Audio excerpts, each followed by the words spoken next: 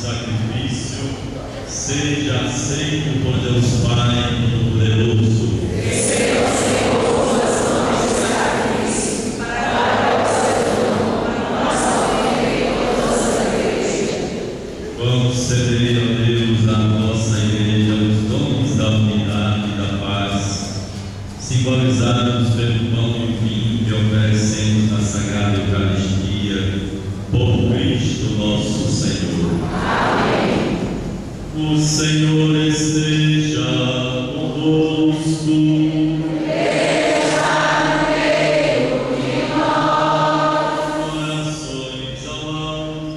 Nossos corações caem em Deus. Demos graças ao Senhor nosso Deus. É nosso dever e nossa salvação. Na verdade é justo e necessário, é nosso dever de salvação, dar-vos graças sempre e em todo lugar.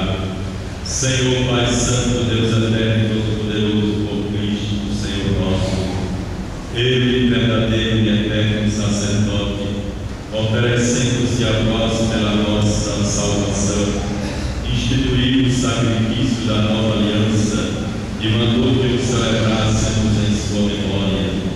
Sua carne imolada por nós é o alimento que nos fortalece.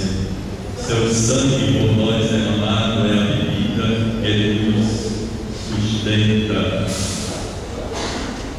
Por essa razão,